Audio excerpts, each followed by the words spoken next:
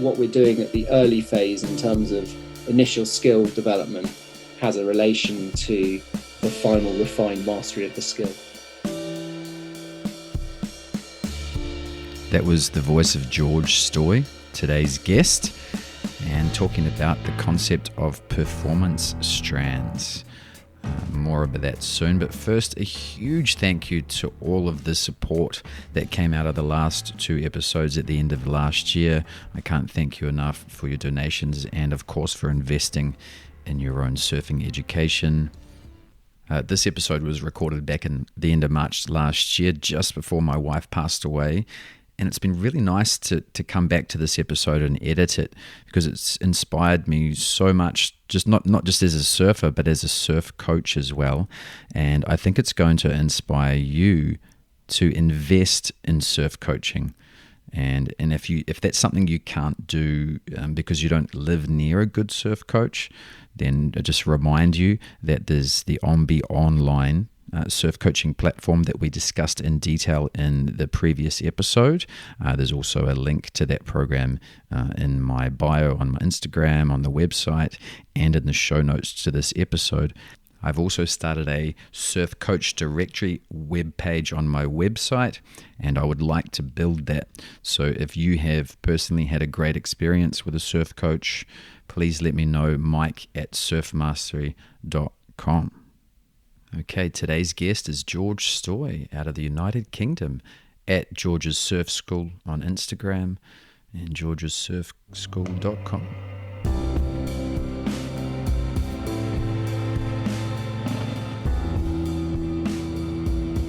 To be someone who earns a living coaching surfing. So and you are as well, aren't you? So are you based in Malibu? I am. Fantastic. We obviously, I don't, you were, I'm not sure where you were when I was last in California, but I'm not sure you were in Malibu. I definitely whizzed through that way. I was there in 2016 when I was speaking to you. I would have been in Australia then.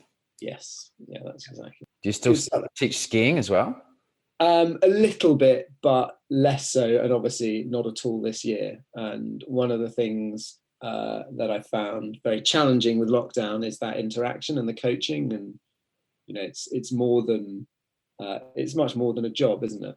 As you know, you sort of forget there are elements of it that are part of your DNA and part of something you've done for a huge amount of time, and you get you know, that interaction and that coaching and that problem solving and all those elements and how you use your body and your brain together. You take for granted until you can't do it anymore.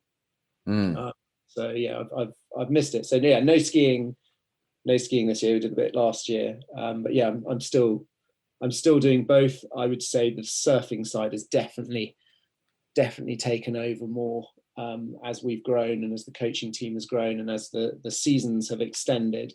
And I think, you know, really the whole appetite for high quality surf coaching has grown and changed as well, which I'm really delighted to see. And there've been some amazing people within the industry that have really driven that as well. And it's certainly great to see, because originally, you know, when I first started out, and I know, you know, we've had this conversation before, it was a fairly small group of people globally that were coaching surfing in quite a progressive way. I think it's fair to say. What are your thoughts on it? How do you you know, we've known each other. When did we first meet? 2012, 13 maybe even before that. 2012 was the London Olympic year. It might have even been before then. You might when be right. Portugal trip. Okay, it would have been, you're right, it would have been 2009 even, maybe. There you go. Yeah. Remember that spot in Portugal was like almost untouched back then, remember? Unbelievable. That slab out the front was pretty special. I mean, that whole place and that whole trip was thoroughly, it was a really good trip and a really amazing spot. And I think we scored some pretty good waves as well. Yeah, no, I love that part of the world. Yeah, it was fun. Do you go back? Have you been back to Portugal? No. Pretty much. We were going every year. The last one I did was to Cascais. There's some incredible waves around there as well. That was September 2019. So when did you start being a surf coach? That must have been back then, right in the early 2000s, was it? I started coaching 2005, 2004, 2005. So that's when I started to, and it was through, as you know, it was through my journey to find someone to coach me. And I sort of, I ended up realizing that actually I almost was the answer to my own questions sometimes, and going out and, in the way you had, sort of being curious and going and trying to answer the questions, and then looking across other sports and other, certainly at the time, more established coaching frameworks to start piecing together how I was going to develop my own surfing, and also how I could then help other people. And I think the real hook for me, the real time that it really got me, was when I realized that actually there were other benefits. There were people, I was taking people in, I was teaching them to surf, and I was almost seeing them come out of the water a different, almost like a different person to when they went in. And I know obviously now there's a lot said about blue health and the therapeutic benefits of surfing, but back then there just really wasn't. And it was just something that I saw, and I was used to coaching people and taking them up mountains, and I was seeing something. It was kind of almost that, but sort of supersized, that experience and that being in nature. There was just something extra to it, and it was amazing to see, but it also was it just sparked a real curiosity into me, into understanding it more, and being able to give a really holistic, coach people in a really holistic way, and be really curious about surfing and the ocean and the waves and the water, and deliver really good technical coaching, but also learn more about the therapeutic side of it, and explore that as well simultaneously. So that was definitely, that was sort of I think that was the thing that if I'm honest about it, that really set me on the path that I've managed to stay on.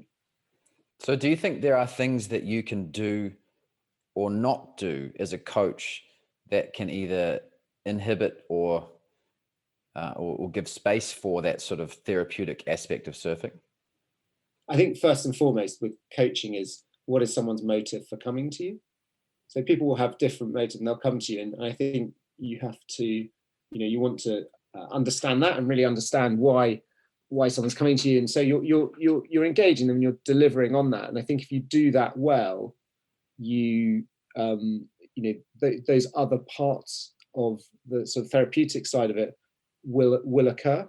But there are definitely things that you can do consciously to get people into a better headspace. I mean, if you take it down and you reduce it, I mean, surfing is playing. You won't, if you're a contest athlete and you're going out and you're based on pure performance, then it's your job, it's your livelihood, and you're competing, and that will have a different focus and different pressures to it.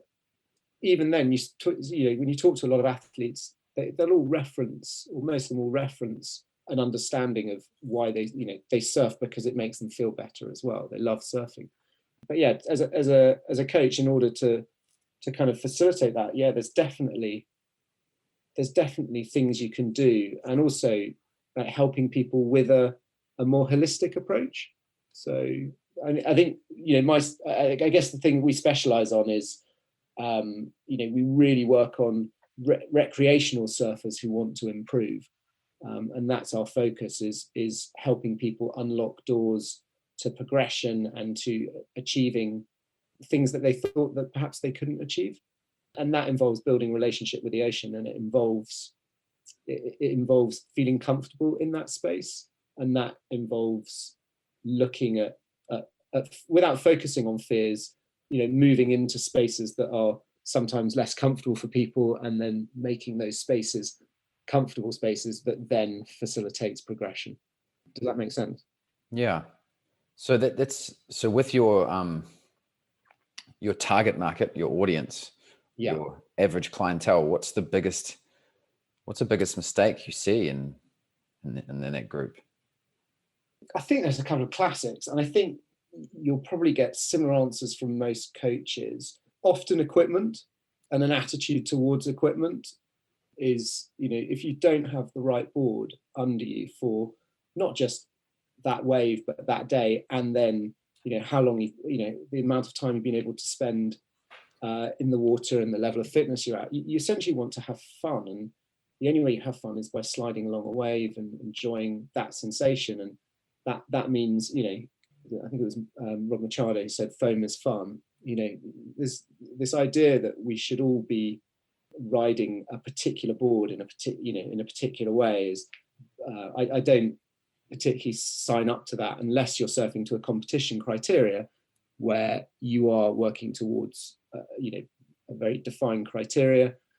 I kind of quite like people to find their own space in their ocean, their own thing. And I think the equipment that they take is the equipment that people have is sometimes not appropriate. And I'm what we try to do is create a really fun open space where people, where we can swap boards and try boards. And I also love to have a go and surf the boards that the people who are surfing with us are on. I want to feel the kit, and I'm always curious about equipment and how it rides. So I try not to write off something when someone turns up. And sometimes people will turn up and you look at the board and you think, crikey, not sure. We'll see how this goes. But I'll always let them, first session especially, I'll always let them work with the equipment that they know and then see kind of where they're at with it, and then how we can help. But most of the time I'll spend getting people or trying to help people onto boards where they're just going to be able to pick up, take off and ride waves with a bit of margin for error as well. So you can make a little mistake and it not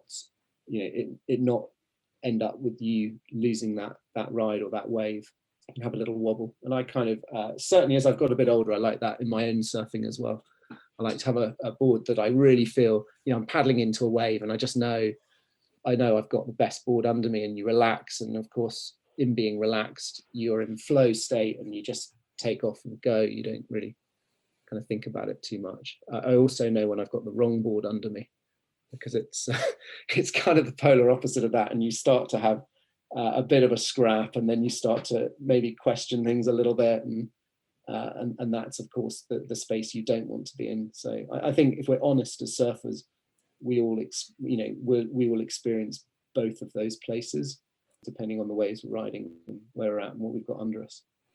Yeah, interesting. I mean, equipment. Yeah, most surf coaches will address equipment, but you said not only equipment, but people's attitude towards the equipment.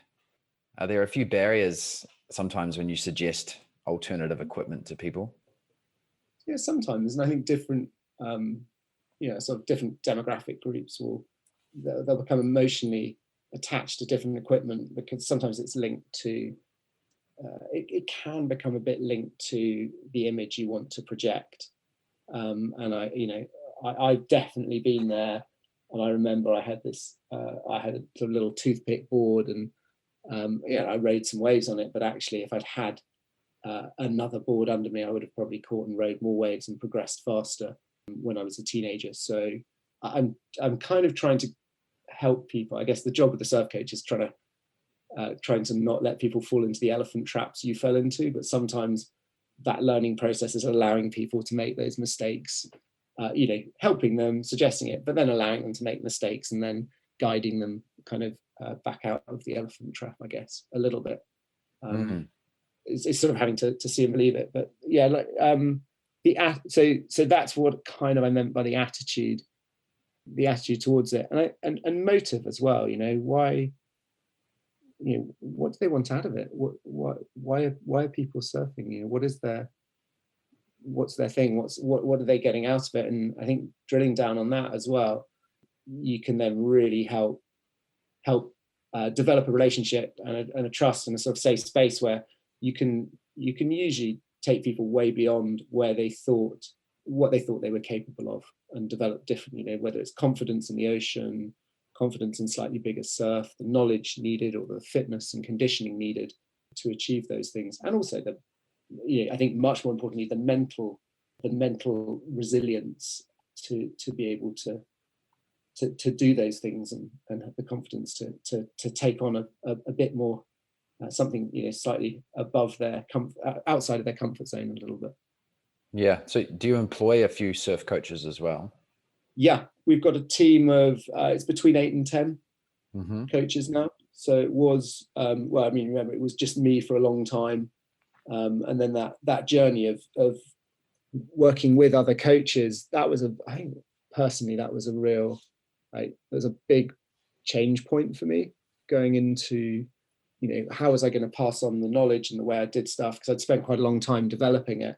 And then I kind of realized you find the right coaches and people that are really, they're bright and they're really motivated to develop their coaching, and you realize that's, there's a real appetite out there. And there's certainly, like, when I started hiring coaches, there was an appetite both for a more structured approach and a more methodological approach to coaching and development.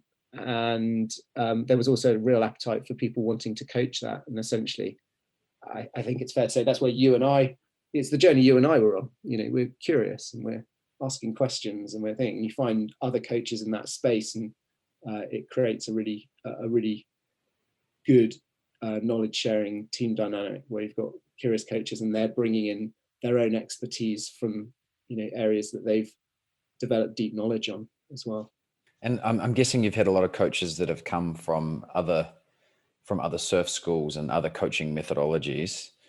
Has there been any common barriers or mistakes that you've seen them try and bring into your school, or have you noticed any large gaps in their education from your perspective? I guess there are a few things that that's quite a big generalization. What I have seen, which is more coaches coming through and developing quite interesting holistic programs. And I think different countries have had different approaches based on the sort of other sports coaching and things that are available. The main issue we've got, I would say, and I've been fairly openly critical of it, is that the surf coaching qualification is a 2-day qualification, and you can't cover a huge amount in 2 days. And I actually, I deliver it, and I try to run a mentoring process alongside it, because it's not if you look at any other industry or any other qualification, there's not much that you qualify to do in 2 days. And I think to take people out in the ocean and teach them to surf up to the level, it's sort of, I think it's something culturally that is that needs a little work on. And I think your approach as a coach, educator, to develop that is something that I've been sort of, it's a drum I've been banging for a while, but you only change things from within. So there's work happening on it at the moment. And I think that opportunity, if people invest if they invest financially and time-wise into developing skills and developing coaching practices, and there's an element of standardization, and you're able to then record, and a lot of coaching is about data, it's about recording, and it's about testing a theory, and then what are the results you're getting across enough people to then really be able to understand what works and what doesn't, and then how you can adapt to different personality types. But in order to develop those skills, it's a combination of studying or being taught how to coach from a system that explains those elements to you, and then going out and learning. And I would say surf coaching is definitely, as a sport, surfing has definitely come more from the trial and error approach. So people actually out there just doing it and coaching, and then developing skills in terms of what works, what they see and what works for them. And that's why you've got quite a bit of, there's quite a bit of variation in terms of how people teach takeoff, or how people teach speed control of a surfboard, or even down to arms and turning. There's a lot of in the last few years, there's a lot of good stuff coming through on that, but there tended to be a way of doing it that every coach was taught, and every coach just kind of delivered on without questioning it. And I think that ability to create coaches that are level, they understand the fundamentals, but then they're able to question them, and evolve specific elements of it, that's when you get, great coaches. But that's also when you get a sport that kind of takes a leap forward. The performance strand between people learning to surf and elite. Yeah, I think the thing that we've evolved and looked at is, I think there are fundamentals, and I think that from that first, your kind of how you deliver it is really different, but there are certain fundamentals that if you develop those correctly at the earlier phase, you're going to move into the capability to then develop much faster. So if you're not if you don't have to go through multiple unlearning phases, for example, you're going to some people do much smoother. Unlearning is, but I think it's kind of performance strands is what we look at. So we're always trying to examine and go, okay, when we're teaching someone to change direction for the first time, how does that relate to a high performance turn in the critical section of a wave? And ultimately, I should be able to see the DNA down through a performance strand. So we're essentially creating the correct building blocks. So if someone does develop their surfing through, and as they get coached, what we're doing at the early phase in terms of initial skill development has a relation to the final refined mastery of the skill. So I think that's certainly something that, it sounds very geeky to kind of do it, and that's not, I'm not going to sit a 5-year-old down and sort of put it to them in those terms, but from a methodological and a planning point of view, I want to make sure that it's fun, it's play forms, but it's actually got some correct technical DNA in it as well. Can you give me an example on that? Like, say I think takeoff's a classic. That kind of thing. What is at what stage is it acceptable to use knees and coping mechanisms, and how you get up and riding? And we try to, wherever possible, get people into clean takeoffs. We can, we'll get kids leaping and jumping in plyometrics and moving in a way that hopefully will translate into a takeoff. If you let someone use their knees, well, that's easy. So I'll just stick to that, and I'll stick on the knee. And then getting off the knees can be quite a lengthy process. And I'd say certainly industry-wise, everyone's been pretty happy to let people use their knees and get up and riding. Okay, fine. As you progress through that journey, getting off the knees can be quite challenging. And certainly one of the things I took from watching the kids in Hawaii, they're all running around just going, no knees, no knees. And there was a real, it was definitely, it sort of amused me actually that there was this real clear thing. It had been really drilled into the kids that they weren't using their knees, and they used the tail pads on their boards really effectively to get up into position, and they had the strength to do it. I think there's sometimes assumptions made about what kids can and can't do strength wise. You've got kids, and actually you watch them leaping around and stuff, and I think if they learn the right movement, that not using your knees from an early age is definitely something that it takes out a layer of unlearning and relearning movement and movement patterns. What are your thoughts? Because you've seen lots of people with evolving takeoffs and I agree with all of that. I like this thing you're saying, performance strand, how everything in the beginning should also be conducive to what is going to be at the end, kind of thing. Did you get that from? I imagine that's quite common in skiing. Did you get that from being a ski coach? Yeah, it's common in most sports that are competing at professionally and in high levels, and it's just I've never heard it talked about in surfing.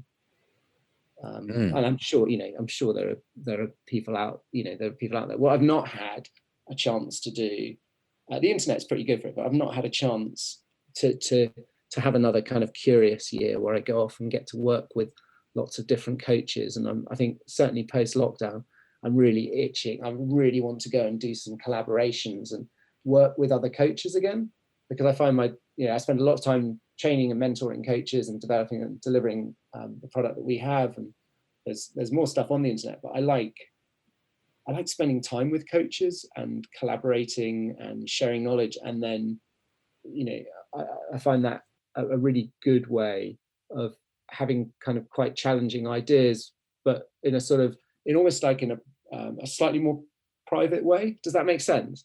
Mm. So I can, and there's quite a lot of stuff, people would talk about things on podcasts and online and things, but I quite like the space to then put them into practice and see kind of, you can, see what the actual application is, and then how you translate it down through, through people surfing, through the coaching. And also it would be lovely if there was a central data gathering system, a way of coaches plugging in, like an international coach organization where we could plug in and try things and get data, global data on what's working and what isn't, and why, and who it works for. And I think experience as a coach, you build that, but if we were able to then combine forces and collaborate, it would be really, really powerful. And it would evolve. I think it would evolve the sport, but it would also involve, I think, how coaching happens. And I think generally surf coaching is improving at a pretty rapid rate, and people are now doing it as a full-time job. And it's certainly when I started, I don't know, I didn't know many other people who had gone, right, I'm going to be a professional surf coach. I'm going to earn a living out of it. It was I think I was quite a rare animal. Yeah, especially in the UK. Yeah, especially in the UK. But there are a few out there, so the UK. You've got to remember, the UK, from a coaching point of view, we produce some of the best coaches in the world in other sports. We've got amazing sports coaching resources and pedigree. It was just slightly difficult plugging into that as a surf coach. So I took myself back into other sports to evolve what I was doing, and I can guarantee you I was the only surf coach ever at any of those events or training sessions. I'm not sure if they ran now, whether I imagine that would be a different story, because you're motivated differently when you're how you pay your mortgage and how you put food on the table is defined by your ability to harness that knowledge and then make it relevant for people. Yeah, it makes me think of Surf Simply and how well they've done too. It's really interesting, because when I started out, Rue and I taught on the same beach, and I think we were basically up to the same thing, which was analyzing and going, okay, how do we, there's all this stuff going on, there's this industry, there's all these people doing this, but I think it could be done differently, and I think it should be done differently. And I remember him, but not that well. We didn't know each other that well, but it's kind of funny that we both came off the same beach.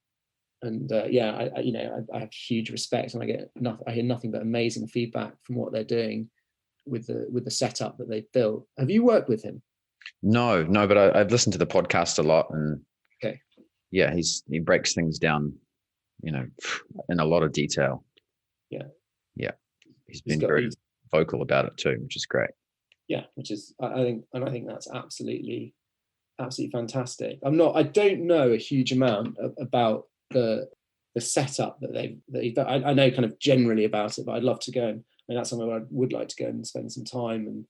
And I think that kind of approach I find really appealing, in terms of how you then go deep on stuff and then create a way of making it relevant to recreational surfers, which, as I understand it, that's I think we've got a similar kind of, I think we're working with similar surfers. Yeah. Keen enthusiasts that have limited time to put into surfing. They haven't got as much time to surf as they'd like. Yeah. What were some of the biggest, for your personal surfing journey back when you first decided that you wanted a surf coach personally? Do you remember some of the big plateaus that you got over? Do you remember any specific coaches that really helped you along the way back then? What were the really big? Jane, that's a super question. Big things. I think it was being forced to answer certain questions. So being moved into spaces and looking at movement and looking at the interaction between the surfer, the board, and the wave, and making sure that they were all, like, one breakthrough is definitely that link up where you go, right, what kind of wave is it, what kind of board is needed, and what is the thing. And so what is the person doing, and what is their potential or limitations, what is the equipment, and then how does it relate within the context of the wave that they're riding, and how am I getting someone into a growth mindset in terms of looking at the waves, having a couple of different boards, and then going, well, I think this is the right board for this wave, but not being afraid to then, have a go on that, and then maybe switch out and change kit. So yeah, I think that linking those three things was really important. I think the understanding of the emotional journey. So coming in as a sports coach and looking for technical solutions to what might actually be more of an emotional journey or an emotional block.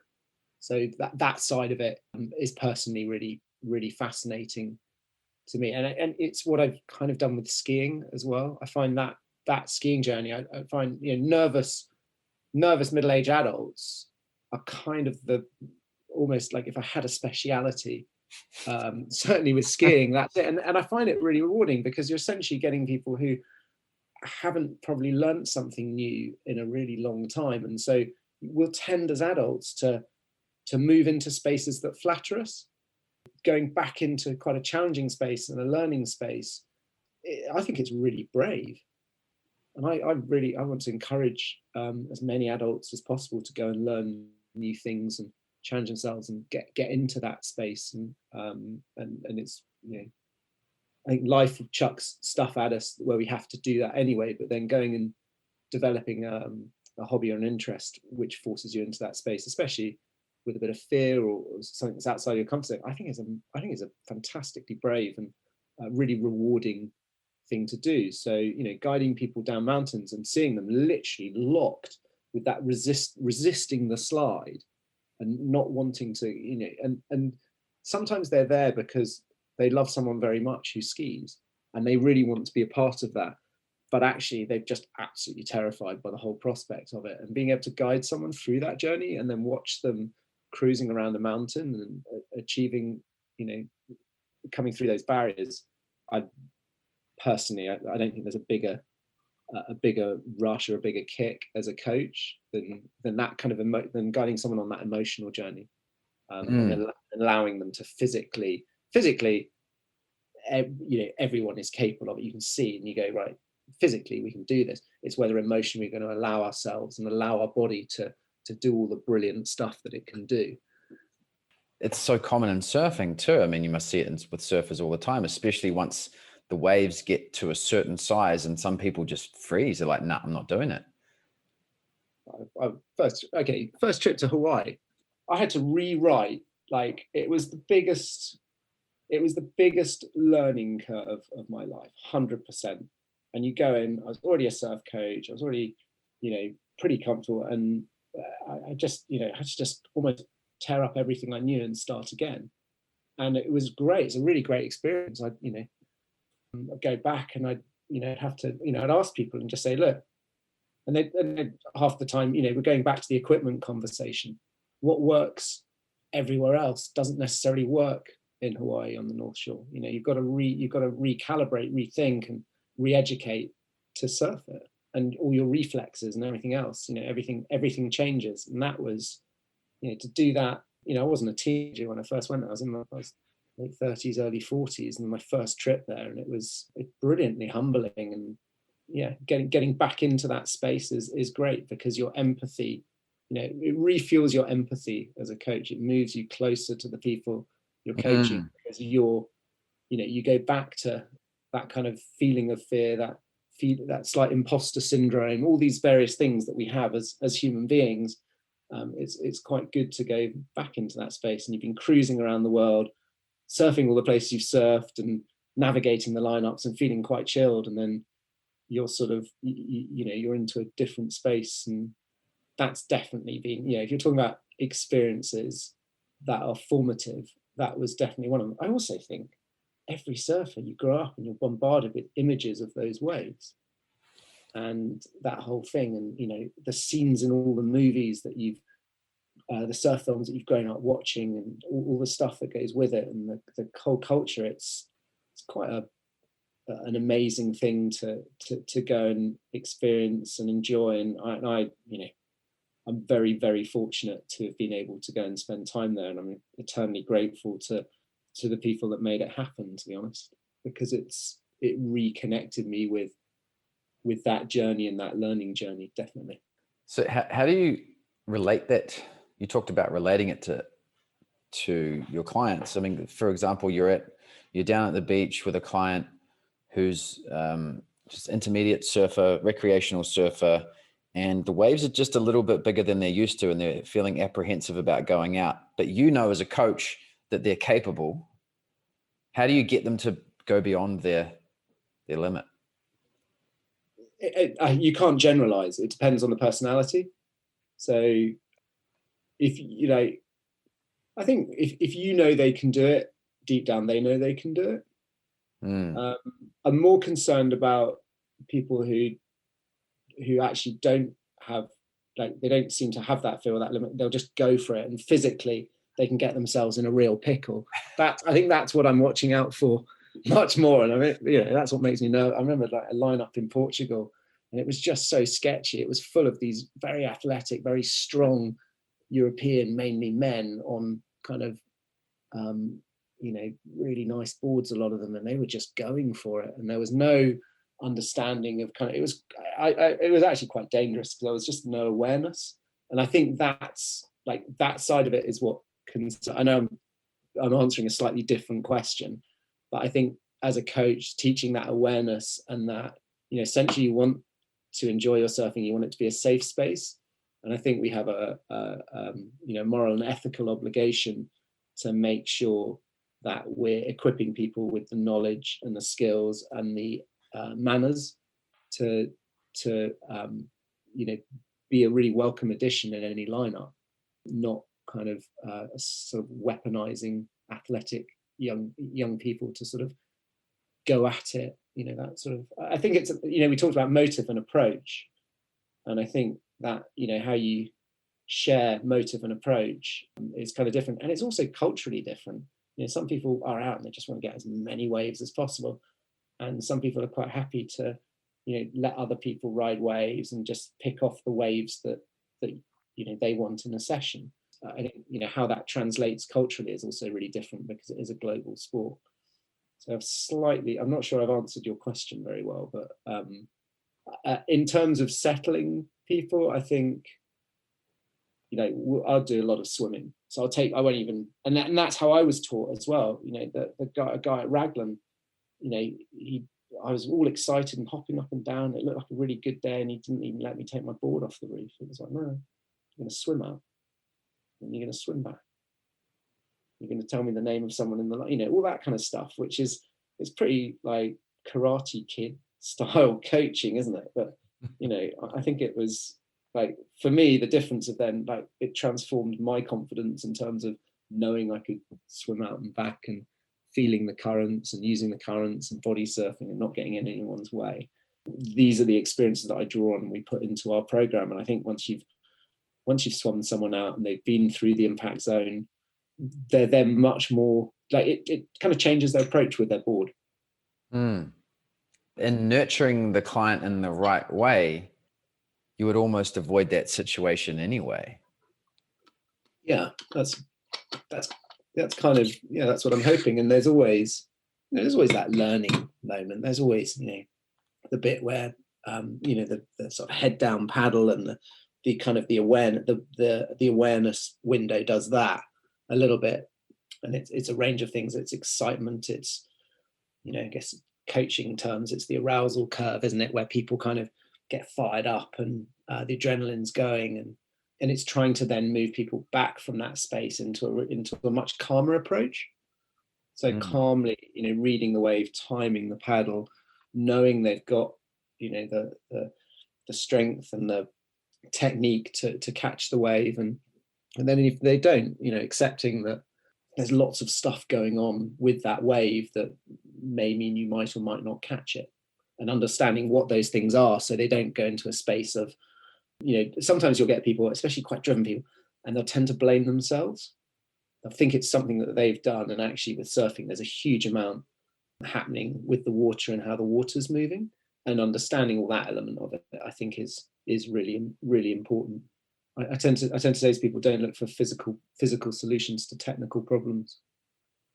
I think guys will have a tendency of looking for physical solutions to technical problems sometimes. And surfing, if you surf clever and you learn to surf clever and you build your knowledge as well as your physical technique, you'll hopefully have a better, kind of more fulfilling emotional experience from it. I'm possibly on the slightly more tree hugging hippie end of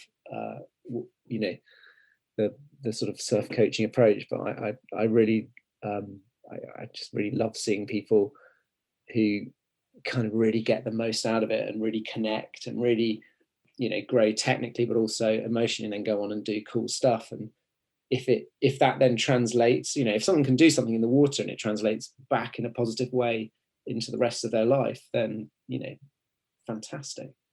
That's kind of, I guess, the ultimate win, but it's moving slightly. It's kind of combining.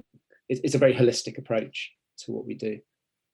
That's not an excuse for not delivering really accurate, good technical coaching. It's just being aware that maybe surfing better is a part of what could be beneficial from the experience. Get one of those Tibetan bowls or something. Have you seen a big difference in, like, I'm guessing where you are, you're experiencing a big increase in surfing and the recreational surfer in the last few years. And what's your thoughts on etiquette? And are you seeing problems with the amount of people in the water where you are? What's it like? I think surfing is a really good analogy for sustainability generally. I think it's a really good little kind of thing where you can look at surfing and then apply it across to lots of other stuff in the planet, which is there's a finite resource. There's only so much space. There's only so many waves. And when you have, if you have way too many people in that space, it kind of changes the experience for everyone. I think so. Surfing's kind of weird, right? No one in my family has ever surfed. I'm the first person in my family. Did you inherit surfing, or was it you did it yourself? Yeah. So there we go. We did the same thing. We kind of got curious, ended up somewhere, and probably thought at a particular stage, yeah, I can do this. That looks easy. I'll give that a go. I can do all the other stuff, and surfing's, surfing looks pretty easy. I'll just add that to my sort of list of stuff I can do.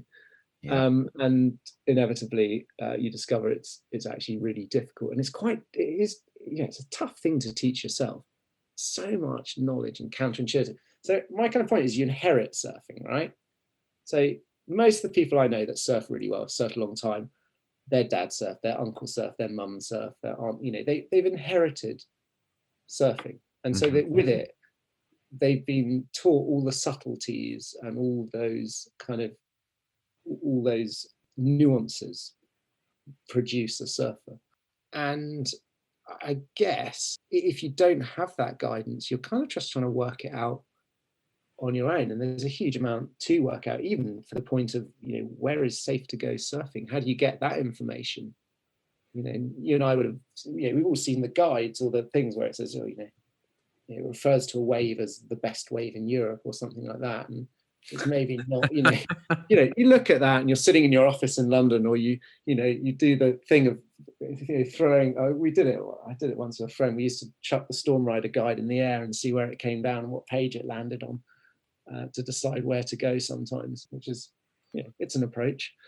And you have that, you can kind of look and you go, I'll go and ride that. I want to ride the best wave in Europe or the best wave in France or wherever it is.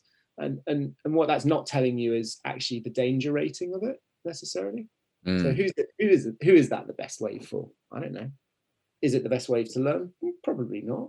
But and I think all those nuances are definitely getting articulated better. But I still think that journey kind of into surfing and progressing is it's evolving, but I'm not sure. The people we speak to, they tend to come through and they really love the approach that we have, and it's kind of something that they've been looking for. I would say it's more accessible now. And you mentioned Ruin, I hear nothing but really amazing things about what those guys do. But I also go to places and see absolute horror stories of kind of people just being, coaches essentially just going out and sometimes not being paid very well and going out and kind of just surfing for themselves, and all these people sort of clattering around, which, I think it would be terrifying if they kind of understood the risk that potentially they were at. But I think, sometimes ignorance is bliss. And I've seen that, and I'm sure you've seen that as well. And also I just feel, a little upset that they're putting, there's quite a lot of trust and also money they've paid to be taught a skill and taught all the stuff that goes with it. And if that's not being done, I think it's a missed opportunity to educate and to essentially engage people in a much longer term surfing and coaching relationship. So I've sort of drifted off. You keep asking really good questions, and I drift into these. No. So you're talking about like, is it a resource issue? Yes, but another part of me is like, I think people should, especially coming out of lockdown, people need to be in nature again, and we need to be in the ocean, and we need to be in water. And I think you just need to use your common sense. It's not a particularly pleasant experience if it's a beach that's wall to wall with people crashing into each other on surfboards. I don't want to get hit with, I don't want to be wearing surfboards, other people's surfboards. So there's definitely surfing's boomed, but then sports, different sports will go through periods of big growth and booming. I think surfing, the evolution of the wetsuit and the evolution of the equipment now available to learn on has played, you can't underestimate the part that's played. And also, the fact that you can, like skiing now, you can earn a living as a surf coach, which is, I think it's great. That was my goal. I set out to prove that you could earn a living coaching surfing. And actually it didn't have to be, I guess initially, and you and I have had this conversation, I was quite performance focused. I thought, being the best surf coach meant that you have to coach the best surfers. And I don't believe that anymore. I believe people that want to work in a high performance space with contest athletes can do that. I think it's a tiny number of people that can earn a living that way, but I think it's an amazing space to be in. I think how you take what these coaches are working on, what they're doing, and moving it into a fun, engaging, really rewarding space for recreational surfers is as challenging and as high performance, just without the same level of high performance outcome necessarily. It can be a really developed professional way of coaching, but just applied in a slightly different way. So the idea of high performance to me isn't necessarily about the best athletes in the world. It's about developing deep knowledge and applying it for your kind of speciality, your thing that you do. Yeah, there's a lot there. Feel free to disagree with me. No, I agree.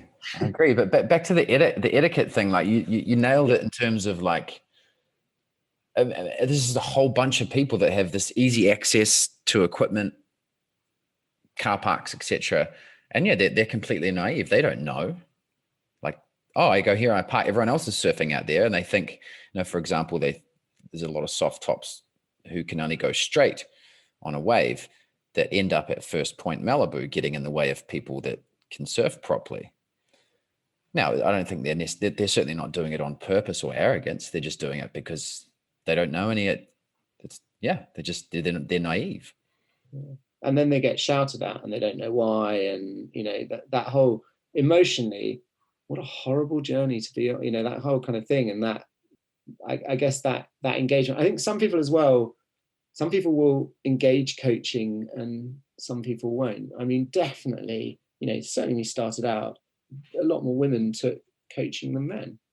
We saw it in our numbers and we saw it in our things. And yeah, that's definitely balanced out, which is great. But that was something that I saw early on. Our courses were, I think everything we did was pretty 70% women coming and taking coaching and wanting to learn how to do things properly. And it tended to be guys. I know I'm generalizing now, but it did tend to be guys just, will just have a go and, work it out for myself.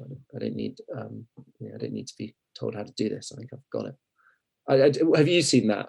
Or is that just? It's definitely changing. People are. Yeah, I'm gonna get in trouble now, aren't I? No, because you're right. I think I'm just gonna say, I'm gonna say what I see. The women are much more open to coaching. They are. Yeah. And men are like, oh, you've got surfing, you don't need a surf coach. But do you get coached?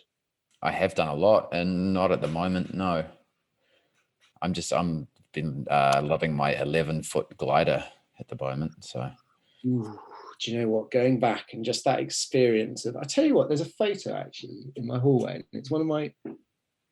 Should I go and get it? I don't know if you'll be able to see this. You're gonna laugh. It's cool. I'll tell you what's cool about it. I remember that moment. I remember the wave. I remember the whole setup and the morning and the light and who was there. And yeah, I've got a friend who builds wooden boards. Yeah, and I've not ridden one, and I've been wanting to for ages. And he just happened to be there, and we swapped boards. And I was just like, the feeling of a different material and how it interacts with a wave and just cruising along. I mean, that was. And it just happened that someone took a photo of it as well. But I look at that photo and I remember that feeling and that moment.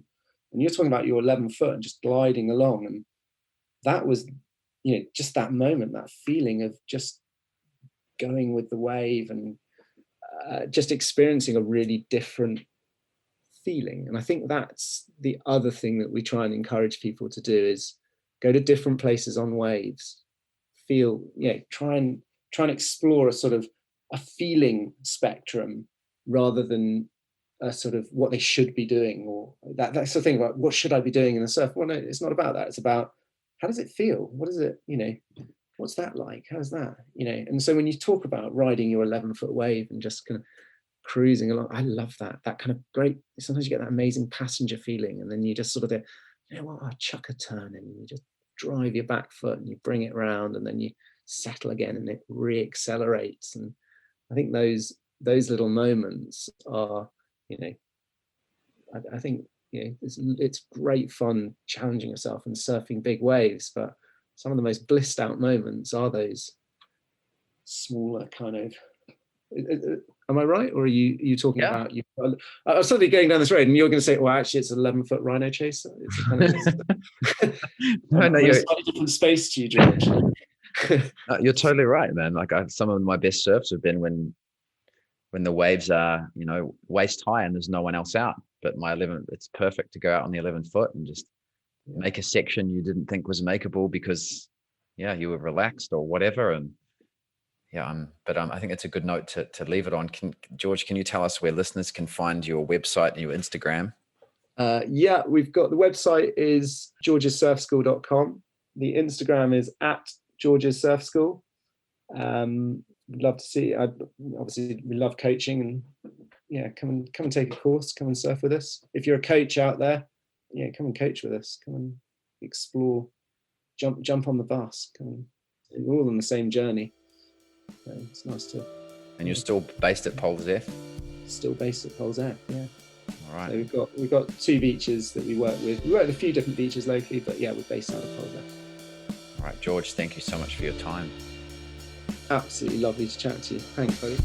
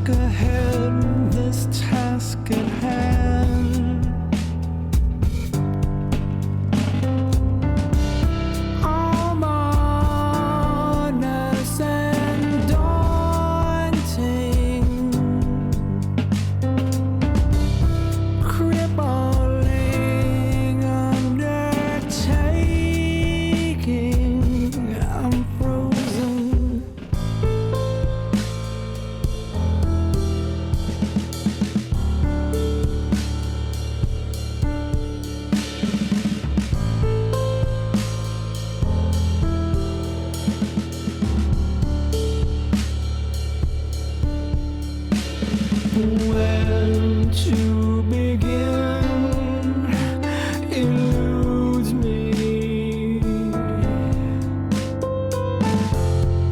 Without you to remind me.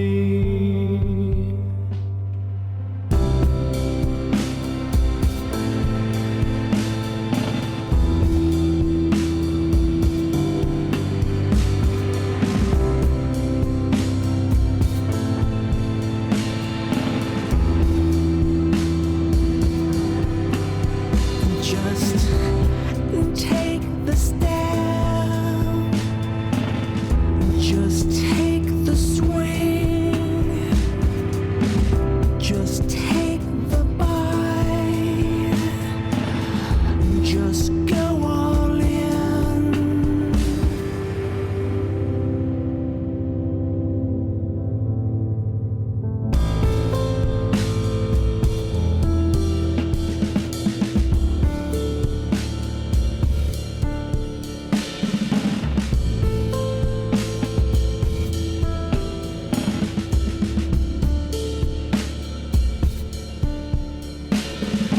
Where to begin eludes me.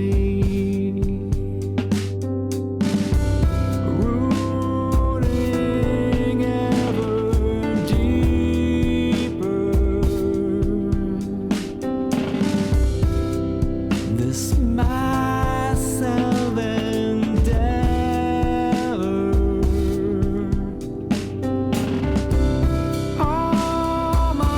Ominous and daunting, crippling, undertaking.